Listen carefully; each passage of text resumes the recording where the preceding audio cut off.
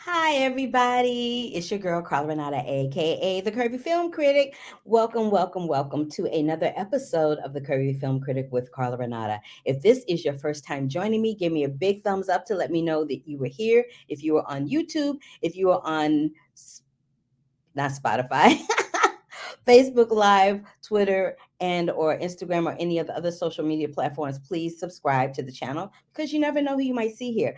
I am currently in New York, y'all, and I am at the Tick Tick Boom premiere. So this is actually taped, and you're watching this as I'm watching the premiere, and I'll tell you all about that when I come back next week. But I have so many things to talk to you about. So let me just get right on into it. And what we do here is we talk about films and we interview talent above and below the line in the film industry. So this week, I attended the AFI Film Festival. It was chock full of things. Chock full of things. The Tick Tick Boom premiere happened. The Power of the Dog premiere happened. The premiere of Bruised happened. Swan Song with Mahershala Ali premiered. Sing 2 premiered. So many of them. I saw Tick Tick Boom and The Power of the Dog. I'll talk about Tick Tick Boom in a minute. But first, I want to, I'm not going to do Around the Curve today because I have so many interviews. I just want to get right into it. I want to talk to you first about this interview that I had with this young lady named Maya Cozier. Maya is the director and writer of a film called She Paradise. It's kind of like those Bring It On, Step Up movies, but with Black people. I was there for all of it. There's some dance moves and things happening that I was like, ooh, okay, can't do that. But I was very, very excited about it. So without further ado, here is my interview with Maya Cozier from She Paradise. Who is the person for you or people for you that were inspirations that made you go, you know what, I think I can do this? Yeah, definitely Barry Jenkins. And I feel disappointed by my answer because he's not one of our men. But I think when I saw Moonlight in 2016, I think that was one of the films that really made me feel like there was a place and a purpose for me as a writer and director to tell stories. I also went to film school before the whole clapback on Twitter about the Oscars being so white in 2016. Oscars so white, I was pre-2016, so I do remember being in film school and feeling like professors, even classmates, thinking, why are you here? What kind of stories are you gonna tell? What story? Because none of the films we were looking at reflected that. And I mean, I don't want to discredit a lot of the Black filmmakers who've come before, like Spike Lee's work, which is amazing, but I felt like seeing Barry Jenkins' Moonlight in 2016 and realizing that he was making these very tender, he made such a tender, beautiful film that sort of redefined Black masculinity. And I just remember it just felt very contemporary. It felt like it was spot on for what filmmaking would feel like now. And so refreshing. And I was like moved to tears. And I remember like leaving that theater and thinking like, okay, I think that I think that this is what I want to do. Like, I think I want to tell stories. What kind of inspiration do you want to be for future filmmakers coming up behind you? That's such a good question. But I feel like I still grapple with this, where, there's a story that I'm interested or that I want to tell. And I always have this question about whether this is something that anybody wants to see, or whether audiences would care for the story. I often ask myself, does this feel too personal? And seeing films that are extremely personal, and even films that have stories that don't necessarily, have mass appeal, but somehow they still manage to transcend or to reach and really connect with people. I think that inspires me the most.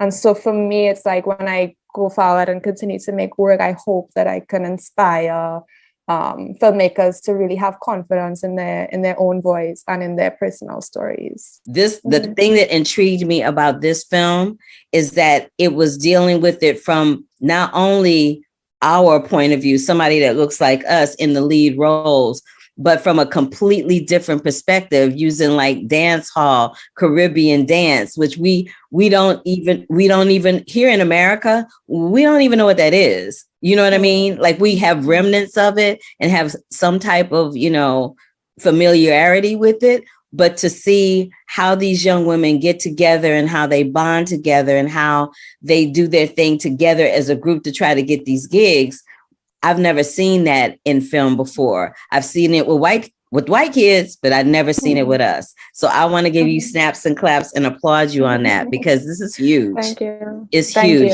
Yeah, it's really, really huge. Did any of that type of film genre that inspire you to want to do this type of film? Because like I said, I've never seen it before. Yeah, I mean, of course. I think everybody that kind of grew up around the same time would be so influenced by all those dance movies. I do remember going to the theater and looking at Step Up and, but beyond that, I think one of a huge inspiration was also something like Dancehall Queen, which was shot in Jamaica. And I think, just it's like there's a new level of excitement when you get to see a dance style that you're familiar with and that you're connected to, and see people dance the way that they did in parties the parties that you went to growing up, and hearing the music that you listened to, and I think that was really important to kind of bring that dance story into a world that is somewhat undocumented. I do know. I love that. I love that you did that. And I peeped all of that. Because I was like, ooh, this is how they dancing now. Child, if I was trying to be a dancer now, I would not make the cut. Definitely would not make the cut. I was like, oh my God. The things that when they were in the little circle on the street and the one girl was like upside down with her legs going in and out. I'm like, oh, so now you got to be a gymnast to dance? I can't. That was all.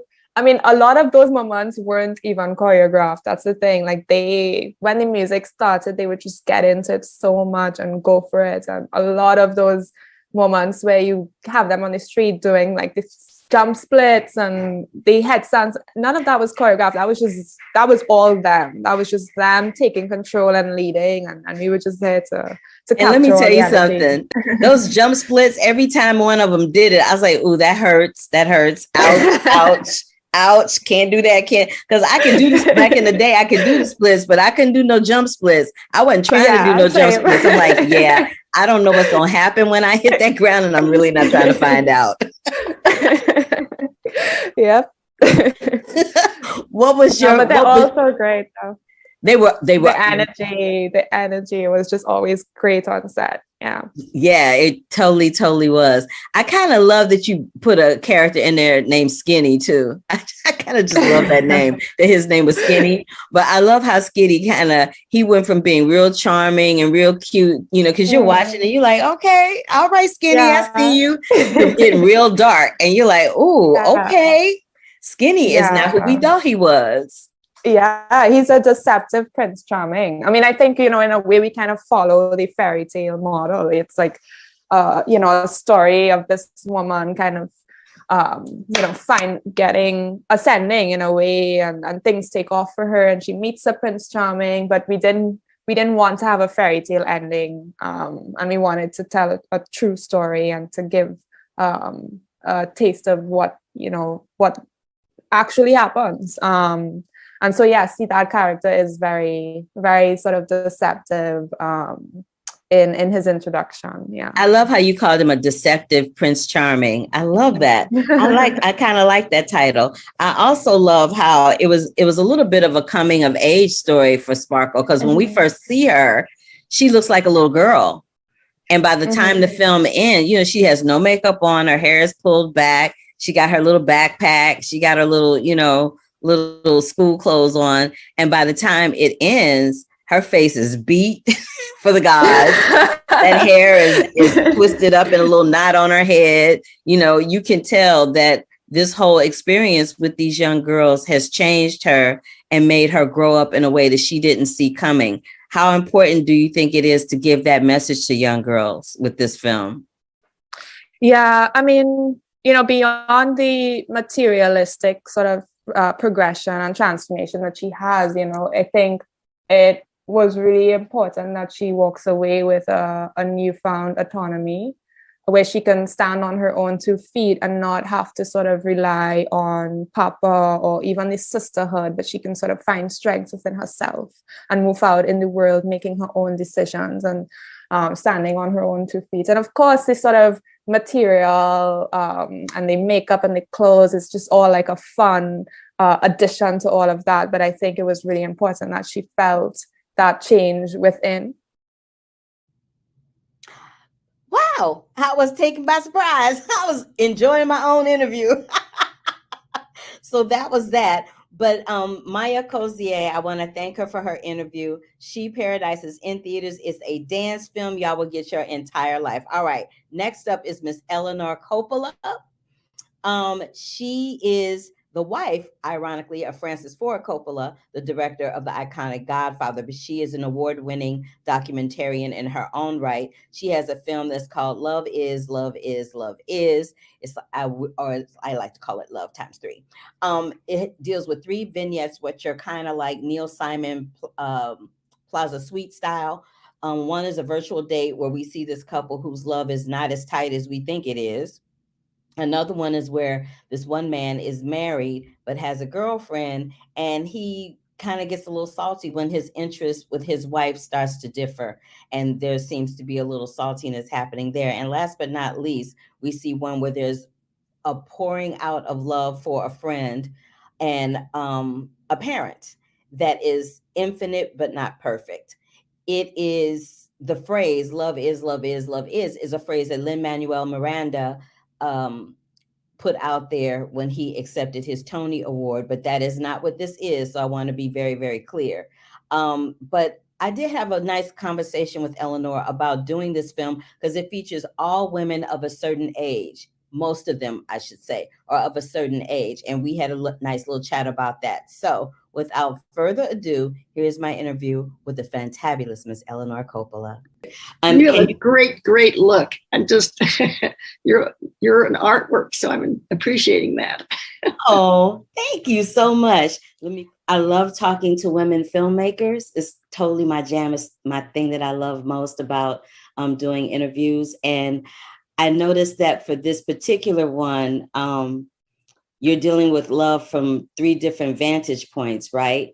And you're dealing with it with all these women of a certain age. And we don't get to see that on screen very often. There's like this Hollywood thing that people think, you know, women have shriveled up and died once they turn 30 or 40. So I just want, you know what I'm saying? So I just wanted to know what made you want to delve into love from these 3 different angles, from these 3 different stories and these 3 different types of women, or not 3 different types of women, but this large group and body of women. Well, I'm in that group, and so me too. Truth be told. Oh no, you look like you're 30, so you're not there yet. Thank you. I appreciate that. I think we of a certain age are an underserved audience on the screen. We don't see enough of images that reflect our real lives. You know, that it's that in this particular case, you know, there are no men heroes in these 3 sections of film. And I think that's sort of shocking to the people that want to fund a film that doesn't have some car chases and some machine guns and explosions, and, or somebody doesn't die of cancer or murder. It's really focused on positive experiences, which are complicated, of course, like life is, but it's I think coming from a female perspective, and we just, as you say, don't see enough of that on the screen. No, we don't. And you know what else we don't see on screen that we're starting to see a little bit more of these days is the conversation about Black women. There's that one line that Valerie Pettiford, who's a really dear friend of mine. She's great. She is. We have a background on Broadway, both of us. Oh, that's great. Yeah, but she has that one line where she talks about getting to know Claire and having that uncomfortable conversation about what it's like to be a Black woman and how that affects her. And I found since the Black Lives Matter movement started, that's a conversation that I myself have had to have with numerous friends, and it is uncomfortable. And I'm wondering if an experience that you had made you put that into the film, made you, acknowledge that line in the film, because I would have loved to have heard more about that conversation. Yes, I had a really memorable experience on an airplane with a woman sitting next to me, and she was half Korean and half Black, and she was so accomplished and so stunning, and I just I realized how few people in my life, because I live in a rural area where there are white and Hispanic, but hardly any people of other colors. And I was so enthralled with her and the issues that she faced in her life that I really wanted to include some form of that at the table. I appreciated that. I really did. I was like, oh, are we about to go there? Oh, dang, we're not. That's why I asked that. I was like, I really, really, really wanted to know about that. Yeah, I would have liked to have, excuse me. You had to give everybody equal weight. I totally get it. So that everybody could have that moment where they discussed how they met Claire and what she meant to them. I totally get that. But I just had to ask. I could have spent all day with Valerie on that subject. And, on the other subjects that were important to me, Sybil Shepherd speaks about abortion, and different people speak about issues that, I've had several friends whose husbands, after a long marriage, left them for their boyfriend. And some of these different issues that I could only touch on at the table, but they're profound and they have long-ranging effects on women's lives. So they absolutely do. And I'm glad that you addressed it. As short as that was, I'm glad you addressed it. I also loved the very first vignette of the husband and wife having the Skype dinner. Mm-hmm. That gave me life. I was like, okay, Eleanor, jumping into the 21st century. Okay, I see you. Well, it's funny because I made that piece before COVID. The origin of that first piece was I was interviewing an actor in Canada over Skype, and we were talking and trying to get to know each other. And he was telling me about his friend there who was having Skype dates with his wife every week, every Friday night. And I just thought that was such an intriguing idea that I made that piece kind of in that, because I understand, of course, how people feel, and I'm sure you do too. You go away on a long vacation, you go on some project, and you're apart, and how to keep that I know alive. Well, you gave me some ideas. I was taking notes. I'm like, okay, I could do this. I'm not in a relationship, but it's coming. And when it does, at least I'll have some notes on how to make, keep it fresh and alive. That's funny. There's also a line where I forget who says it. Just keep living like you're dancing. And I feel like that's what you do, because you are someone who, you went from docs to features. Now this is your second feature, right? Right. And you are of a certain age. And I love the fact that you're like, yeah, I might be a little older, but I'm not dead. So I'm going to live my life until they say I can't. I love that. I love that. What made you jump into the directing game at such a late age as opposed to, early on? Well, I had a health issue in my early 70s, and I thought, gee, I might not live forever. What do I want to do? Well, I still can. And I had a trip in France with a Frenchman, a business associate of my husband, and we had a really interesting time. And I was telling this story to my girlfriend, and she said, that's the movie I want to see. And just a light bulb went off. I started to write a script, and I did. And then I started to look for a director. And then one morning at the breakfast table, my husband said, well, you should direct. And I was startled. I had no idea. I never thought of that in my life. But I took some directing classes and some acting classes and prepared myself as well as I could. And since it took 6 years to raise the funding, which I think is another lesson for women, to not give up, just to really, if it feels right to you in your heart, you're authentically engaged in it, it's your passion, just keep going toward it and finding some way. And when one door closes, go to another. Just keep it alive. And so anyway, I ended up making that film, and it was such a good experience ultimately. This is a good lesson for people that will be watching and listening to this, because I think everybody thinks that they have to go to a major studio or that they have to have all this money from some corporate entity to get what they need to have accomplished. And if the pandemic has taught any of us anything, it's taught us that you can get anything done. You can shoot a whole film on your cell phone. You don't need, totally. So yeah, I'm so glad you said what you said, because people need to hear that. They need to hear it. And I'm really glad that they're hearing it from you. I'm hoping that it is received with all the love and energy and spirit in which you have put into it. And it's been my immense pleasure to speak with you today. Thank you so much. Oh, it's my deep pleasure. Thank you. Thank you for your interest. Thanks a lot. Absolutely. Eleanor Coppola, you got a new fan in Carla Renata. That's all I got to say about that. So you guys check out Love Is. It is in selected theaters.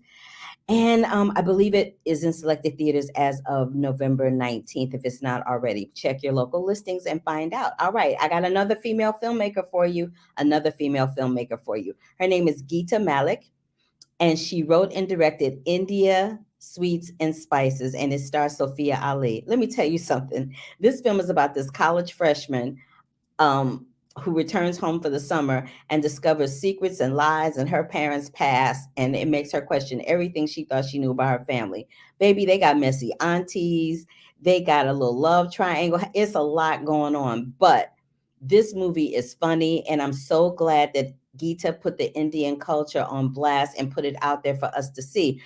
Just like we got to see with Black Panther, just like we got to see with Crazy Rich Asians, is so vitally important to have our own people telling our own stories. And I love this. It's a sweet little film. But listen to this interview that I had with Gita and Sophia about the aunties, about the film, about all of it. Here we go. Hello, Gita and Sophia. How you doing? Doing well. How are you? I'm good. I'm digging the purple hair, mama. I'm like, okay, for the color. I kind of love that. So I love this film, and this is why I love it. As someone else who is a person of color, there's always so many films that address us in a very stereotypical way that doesn't really reflect what our communities are like. So I applaud both for being part of a project that is not doing that, kind of like what we saw when we saw Black Panther and Crazy Rich Asians. We saw a different gaze because it's being done by us. Yes. So I wanted to ask, how important is it for both of you ladies to be a part of a project that reflects your community in that way? I think that as an acting in general just feels really narcissistic, and and that's fine, I guess. But it's also like, it means so much more to be able to stand for something bigger than me as an actor. Just so that I, just like morally, it feels right. Like I feel like I'm in a good position in the world. You know what I mean? Like I feel like my feet have landed in a good, solid space. Yeah. I mean, I think for me too, it's so important, exactly as you said, Carla.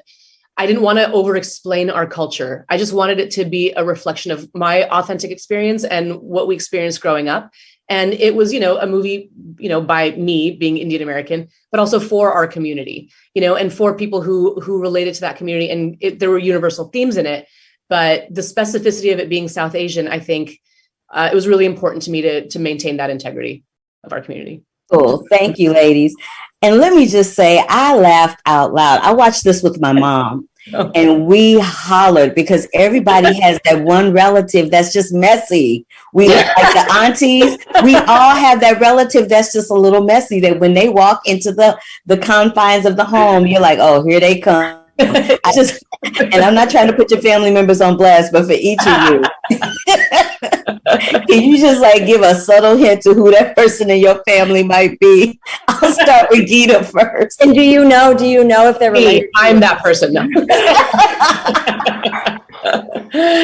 A lot of these aunties and stuff were sort of mixtures, and that's my that's the way I can tell you. I took creative license with certain things.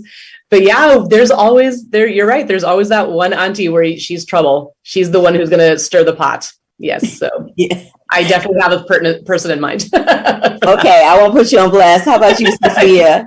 Oh, yes, I do. I mean, I definitely couldn't put her on blast. I mean, knowing her, biggest fan she would be watching, or listening. But yeah, definitely. We all have that, we prepare ourselves for it. Yeah. Okay. All right. I can get down with that. And Sophia, I read a quote where you called it. Now, please correct me if I'm pronouncing her name wrong. Manisha. Mm-hmm. That's right. Is it Manisha or Manisha? Manisha. You're right. Yeah. You called Manisha your Meryl Streep. Why is that? That may have been from me too. But yeah. What? That may have been from me too. Did you also say? I think of her also as our. Yes. Yeah. Why is she the Meryl? Y'all, go ahead, Sophia. She's classic. It's just the classic. I don't know. When you think Meryl Streep, you think classic Hollywood, and she encapsulates the old Hollywood in such an honest way. I feel like that with Manisha so much. I absolutely. I mean, I watched her films growing up. And I think the most amazing thing about Manisha's performances is that she always brings a real integrity. She feels very real in her roles, all of them. And Bollywood can be very, very exaggerated. This film is also very exaggerated. And yet even within that, there's a real groundedness to every character that Manisha portrays. And so for me, that's, I sort of echo that. Meryl Streep is known for being an actor with a lot of integrity. That's how I feel about Manisha's performances as well. Yeah. Cool. Well, based on what I've already discussed with you ladies and the fake Swedish books and the great soundtrack, my mother and I got our giggle on, and we were thoroughly enchanted by this film. Thank you so much for bringing it to us, and I hope that it does really well. Thank you so much for your time today. I appreciate you. Really appreciate it. Thank you. All right. Thank you, ladies. And don't forget to watch India Sweets and Spices, directed by Gita Malik and starring Sophia Ali. It is in limited theaters, and you guys will get your giggle on because I sure as hell did. Let's talk a little bit about The Power of the Dog. Now, excuse me. The Power of the Dog had its world premiere at the AFI Film Festival, which I attended. It stars Benedict Cumberbatch, Kirsten Dunst, Jesse Plemons, and Cody Smith McPhee. It deals with this charismatic cowboy rancher named Phil Burbank, who's played by Benedict Cumberbatch, who inspires fear and awe in those all around him. When his brother, played by Jesse Plemons, George is his name, brings home a new wife, Rose, who's played by Kirsten Dunst, Phil and her son, who is played by Cody, Phil torments them until he finally reaches himself exposed to the possibility of love. This film is so deep, I don't even know where to begin. We've got homosexuality issues being addressed kind of undercover. We've got this torturous thing happening between Phil and Rose. We've got this chivalrous thing happening between George and Rose.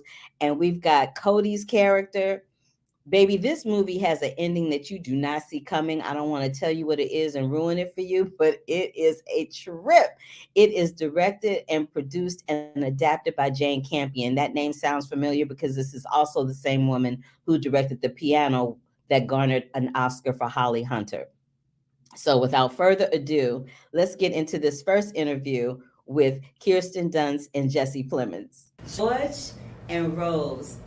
George, you're so chivalrous. That moment where you're so chivalrous in the kitchen with the cloth over the arm and you're helping her out. When was the last time you were that chivalrous, and when was the last time you were on the other end of that? So I'll start with ladies first. I mean, Jesse opened the door for me to come to press today. Well, there you go. Yeah. And that was that. Yeah. That was easy enough. So both of your characters say a lot, but with little to no dialogue. I wanted to know, how are you able to infiltrate that space, yet keep your characters present and in that moment without saying a word? I'll start with Jesse. I think that's kind of always what you're looking for, but especially in a film like this where, you know, given the time and place, you know, people were sort of the social conditioning and sort of what was expected of people, and like you were saying, you know, that I think there's a whole world going on beneath all of these characters. You know, you could be saying one thing and experiencing something totally different. So it's something that's the fun part of acting is discovering all of that, and you know, then it changes whenever you're working with, you know, great actors like Kirsten or Benedict or Cody, you know. So it's just a constant kind of exploration. I mean, honestly, as people in general, unless we're doing a press day like this, we don't talk as much as, you know, and I think it's the time too, and the isolation of this ranch. I mean, for Rose especially. I remember one day on set, I specifically didn't speak much to anybody. I kind of just, because I wanted the first time my voice to come out almost like, you know, I'm choking on my own voice. So I did that in the dinner scene, remember? And it came out, I think actually the line was cut out, but I could barely get the words out because I hadn't spoken much all morning. It was the perfect thing to kind of have Rose have this quality of someone who's so stifled that it's hard for her to even speak. Rose oftentimes lets Peter call her by Rose, and other times lets him call her mother. Mm-hmm. Is there any particular reason why that's going down? Because I in my family, mm-hmm. my mother would beat me, honey, from here to the end of the earth if I ever called her by her first name. So I just wanted to know, what was your inspiration or thoughts behind that? I think there's a particular relationship between them, and Cody and I actually kept a secret between us that he actually, which isn't a true statement of the book or anything, is that we kept the secret that he killed his father, my husband. So I think there's a relationship there, which, and also weirdly, my own brother sometimes says Inez to my mom, and he doesn't get a whipping. I know. That was the first thing I thought when she asked that question. I know, me too. I put Christian be like, sometimes he'll say mom, and sometimes he'll be like Inez. So I'm familiar with that dynamic. Yeah. Yeah, Claudette would not be having any of that. So I'll just wrap it up. But thank you so much for your time. This was great. I appreciate it. Thank you. Yeah. Thank you. And now we're going to go from Inez and Claudette to Cody Smith McPhee and his aunt. Here we go. Cody! Yo! What's going on? Nothing too much. You know, it's a junket day. You know what it is. Yes, I do. Yeah. I do know what it is. Listen, there's these many moments where Rose is so ashamed to speak about Phil to the point where it drives her to drink. Have you ever been around someone that causes you not to be the best version of yourself? The battles that I have had that have taught me a great deal and taken me through experiences of transformation to become my best self have been my own inner battles, you know, to deal with, you know, stress or anxiety, or sometimes, you know, my health. I deal with autoimmune disease that, you know, can bring me chronic pain sometimes. So, you know, if anything, even if I do experience someone that is in my world like that, I can see them as the guru. I can see them as trying to teach me as something, and it is what it is, you know? Yeah, I do know. So I need to talk about these tattoos. I need to talk about this Ankh tattoo. Yes, I need to talk about that Ankh tattoo on your finger. What made you get that? for my whole life, ever since I could walk and talk, I've been greatly curious about the universe and my place in it. And I'm very grateful that I kept those answers alive all the way, through school, where unfortunately that isn't the place always where those questions are answered. It's honestly on our own endeavor into the world, and thankfully with the internet that I found those things. I have a great love and passion for Egypt, chem, and alchemy and mythology. And so in studying Egypt is where my love for every other mythology and civilization came beyond it. I saw that basically that was the breeding ground for that understanding and that spiritual approach to the divinity within ourselves. And it was only relabeled and kind of recycled throughout generations to come. But I could talk all day about that. That's a huge part of who I am. You're a deep brother, Cody. You're a deep brother. What Cody were you going into the shooting of The Power of the Dog, and who is the Cody that's sitting in front of me right now? Or is there a difference? There definitely is a difference. I would say, a great deal thanks to Jane. I think within any craft or anything that we do on a daily basis, we can become comfortable. If it's the normal way we do it, if it's successful, if we don't need to go beyond it. But Jane, she, I feel, saw, possibly potential in me that I couldn't see myself. And she has this amazing ability to kind of poke and prod you in an antagonistic way, but in a very loving way at the same time. And she guided me to try out different techniques that I never had before. And, coming with that, you have to kind of surrender a bit of the narrative of your ego or your pride, whatever you call it, to experience something new and to actually receive a reward on the other side of that. So from now on, I actually don't want to stay comfortable. I always want to challenge. I want to be led by someone that has that intuition to see something in me, to take me to my best potential. So yeah, a lot has changed. And that's the great earmark of a wonderful actor, because your character in this film, Peter, he's kind of like this quiet fire. He's got like this quiet thing going on. Definitely. But you are the real deal, and it has been my absolute pleasure to speak with you. Thank you. That's so kind. I take that to my heart. Thank you so much. Oh, you're very welcome. Thank you. All right.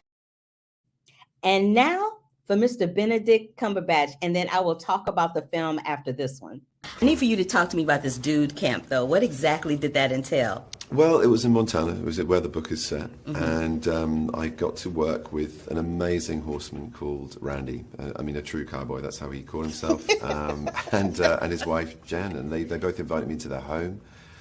And that alone was a window into a world and a history and an understanding of a past that he almost linked with the same era of this book. He could have been Peter in this novel, my man Randy. And he also took me to these two amazing ranches where I got to experience branding, which is a pretty full-on sensory overload of the reality of ranching. And wow. I got my hands dirty. I did it all. So that was interesting. He was also an incredibly skilled rope maker. He was asked from people around the world to provide rope for them, and was an expert braider, but he also knew how to treat the hide and cut the hide and soak the hide and dry the hide and then braid it into these beautiful, beautiful objects of art that were fully functional ropes for rodeo and horse work.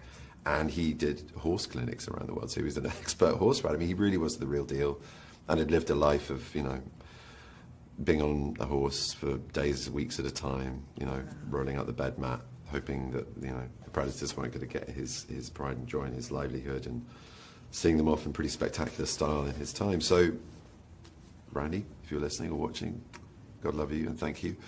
He gave me a profound insight into the reality of this world.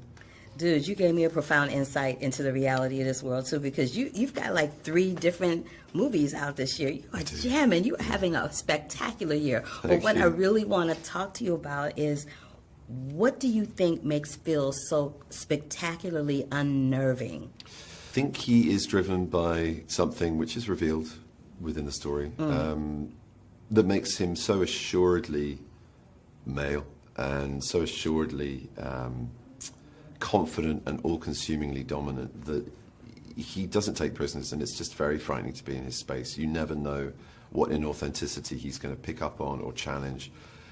And there's a danger to that, which is quite powerful to play with, and pretty terrifying to watch or to be on the end of. And I think that was the arc, that was the part of the character I needed to get to through some pretty detailed work with Jane. And outside of Dude Camp, she and I worked in tandem to really nourish and understand and respect this character, and to give me the capacity as a people pleaser and somebody who's slightly apologetic to be able to go no and hold my ground and be Phil. And that meant months of chats, but also in person. We met up for 2 weeks in London, became familiar with each other as friends and collaborators, but also just softly started to marinate the thoughts around this character.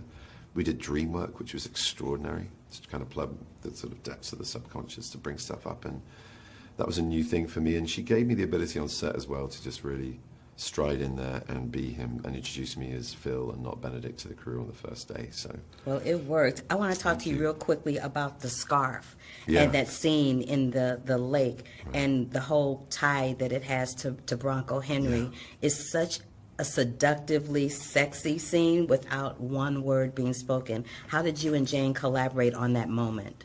you know, they just let me explore him in the most private, unself-conscious way possible, imaginable, with this past, this history. We talked a lot about Bronco. He's such a huge figure in the book. He looms so large as well in the screenplay, in the movie.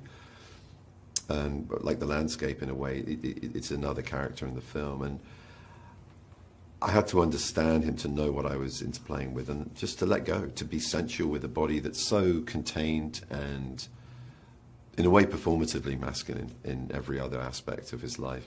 The clothes that never come off, the farm dirt that's never washed, the spurs, the sort of furry satyr-like chaps that he wears, you know, the woolies.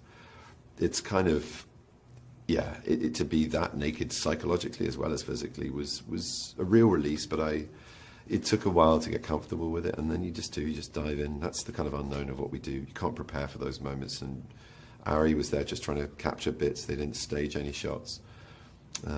We had a kind of playing area, and I just kind of went for it. Well, no pun intended, dude. This was my best, most fantabulous moment I've ever spent in an interview. Thank you so much for your time. Wow, thank you. That saying something. Thank you very much. And I meant that, because it's been on my bucket list to interview Benedict Cumberbatch, Jesse Plemons, Kirsten Dunst, and now I'm going to be looking out for Cody from now on. But y'all, The Power of the Dog is a deep little film. Y'all need to check it out, because it's going to be the talk of award season, along with Belfast, which I talked about last week, Spencer, which I talked about last week, and now we're going to get into King Richard, which drops on HBO Max and in theaters in tandem on November 19th. Most of these films are dropping on November 19th, or they dropped last week. But King Richard follows the true life story of Richard Williams, the father of Venus and Serena, who not only gave us champions, but gave us queens in every sense of the word. Speaking of queens, I got one right now for you. Miss Aunjanue Ellis, who is another person you're going to hear a lot about during awards season. She is fantabulous in this film. She has a scene with Will Smith that will give you all the feels, but I'm not going to talk about her anymore. I'll let her talk for herself. Hello, I'm Carla Renata, the Curvy Film Critic. Hey, sis! Listen, I told you we was going to be here, and here we are. How about that? I told you. So listen, there's a quote in the film where Richard Williams is Will Smith played by Richard Williams, played by Will Smith, says the strongest, most dangerous creature on earth is a woman who knows how to think. Who would be that woman who's that person in your life? All the women in my life are like that. All the women in my life. All of the women in my life. I think for me, the power of that line is that so much that's celebrated about women has nothing to do with their brains in our culture. It's so much about how we look, how we dress, even when we're running for president, you know? Exactly. So what's so great about this is having a father say to his daughters, this is what I value in you, is your brain, is your mind. And I just think that's profound. Absolutely. And I'm inclined to agree with you. How important was it for you, Aunjanue, to be part of a project that shows how hard Black parents work to raise queens in every sense of the word? Oh my God.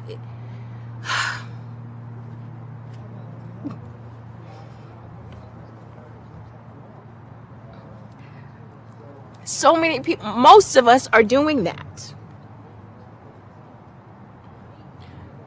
But we don't see it. I mean, as extraordinary as the Williams family is, they are not rare. I had love in my household. Do you know what I mean? But we just don't see it. So I love the idea that this is such a bold statement of Black familial love. And I don't know. I just think it's just, I'm hoping that, folks will see this and see themselves reflected in a way that maybe they haven't before. Well, sis, I wasn't trying to make you cry. No, it's easy. I wasn't trying to make you cry, but as I'm wrapping, I need to tell you, you are fantabulous. You've always been fantabulous. And buckle up, baby, because it's about to get real, real for you this year. I'm so happy for you. Thank you, Carla. Thank you. Thank you. You're welcome. I'll talk to you soon. All Bye. right. Bye. Okay, side note. Right after I saw King Richard the first time, because I've seen it multiple times at this point, I called Aunjanue because we're old friends from New York. And I was like, sis, you about to get nominated for an Oscar, I think. And she was like, yeah. See, I told you it's about to go down. What else is about to go down is another bucket list interview from me with, the president from Scandal, Mr. Tony Goldwyn himself. Here we go. Hi, Tony. Hi, Carla. How you doing? I'm great. How are you? Loving the background? Oh, well, thanks. Yeah. Given the subject matter, it works. I love it so much. So I wanted to ask first and foremost, have you ever been to a match where Venus and Serena were playing? I have. Yes, I've seen them play in person before, but from a distance. But there's nothing quite like it. Okay. And your character, Paul Cohen, he's a trip. What do you have? I saw that you said about him that he is a very unusual kind of person, but kind of brilliant. What do you and Paul have in common, and what are your differences?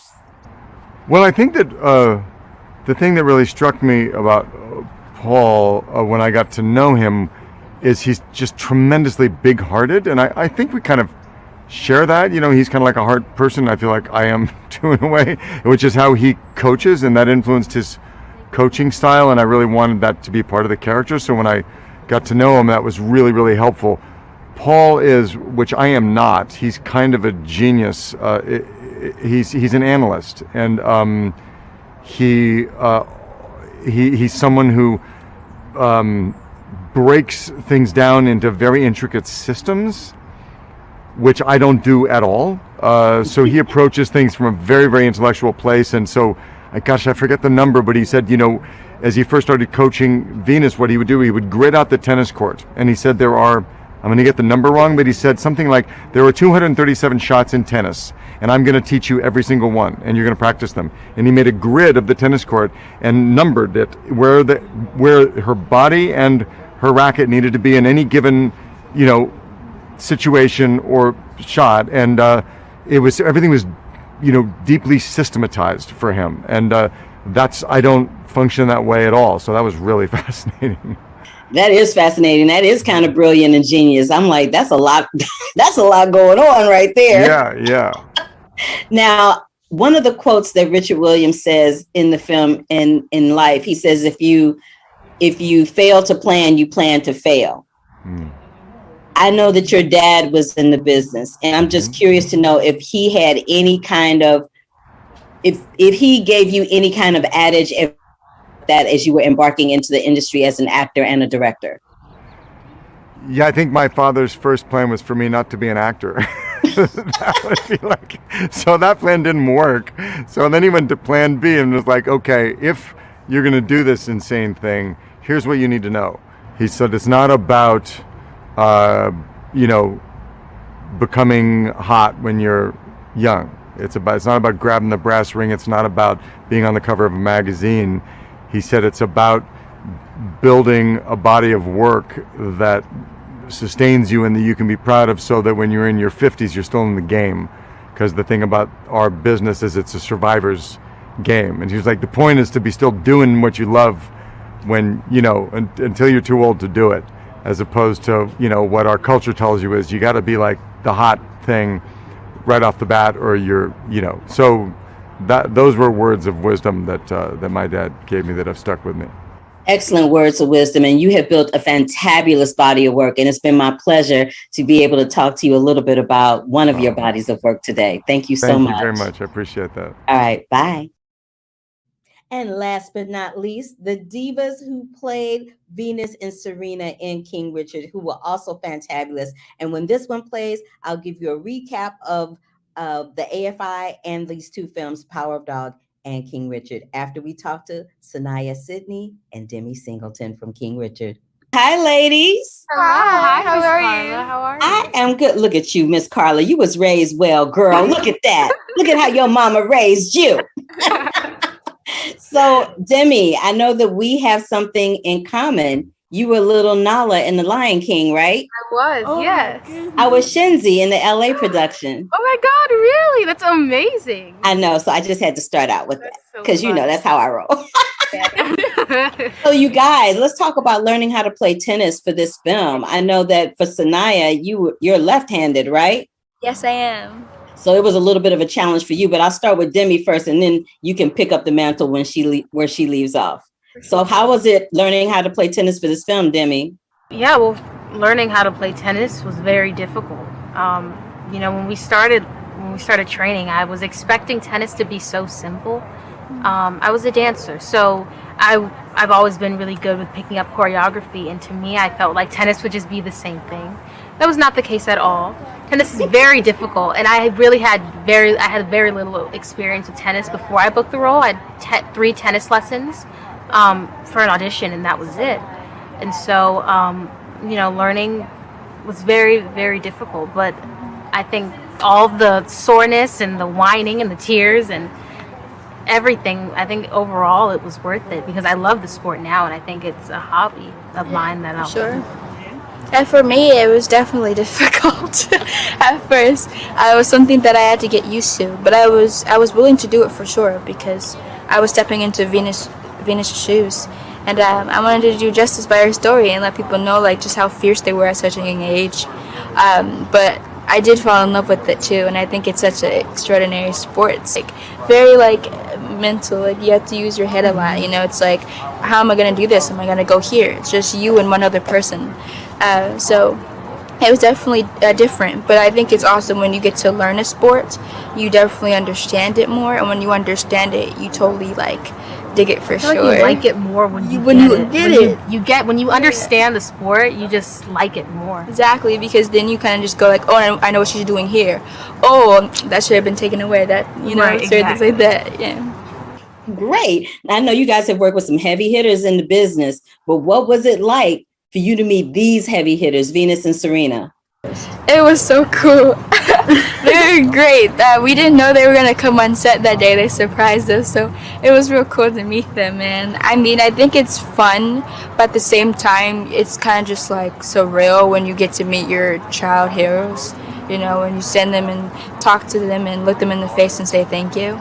It's something that I hope anyone can definitely experience, and we loved them, and we're honored to call them friends now. Yeah, and like what Sanaya said, we're so happy that we know them and so appreciative to have them in our life.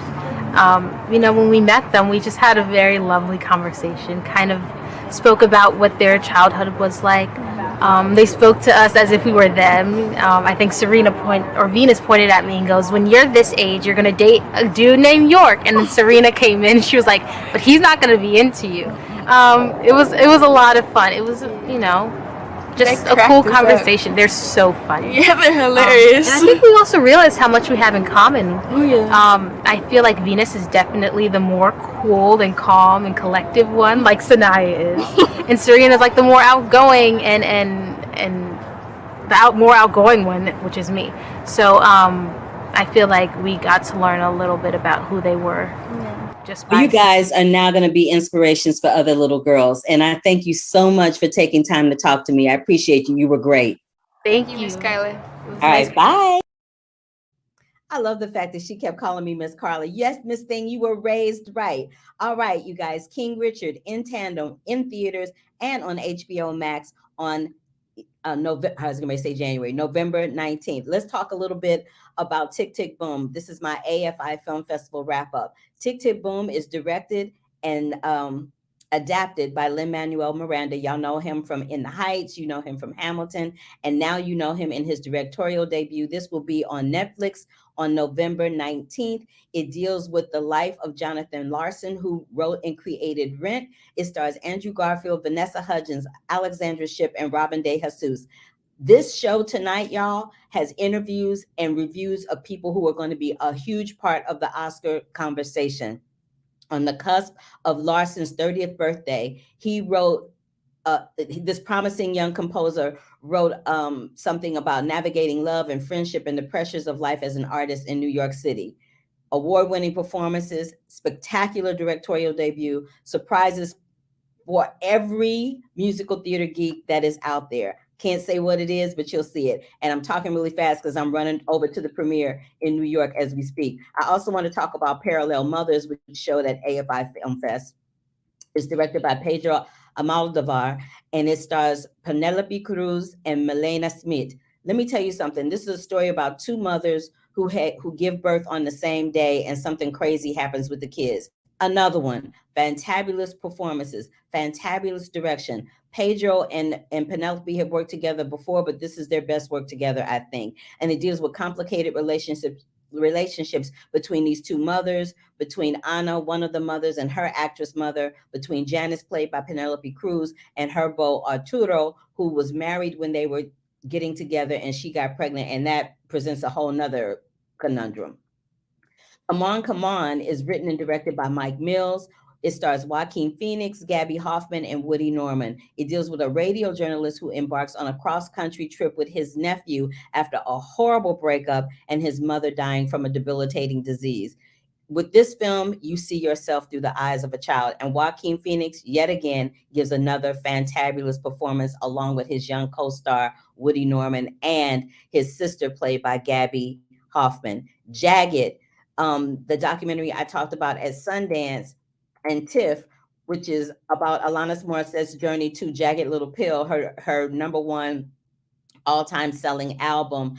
It's directed by Allison Clayman, and there was some drama with Allison Clayman in that documentary, so I don't know what's going to happen with that. But I would say check it out. All right, but hold up, wait a minute. Next week, I have a review on Licorice Pizza and The Humans. I may have a couple of interviews sprinkled in there too. But this is your girl, Carla Renata, aka The Curvy Film Critic. Give me a big thumbs up if you are on YouTube.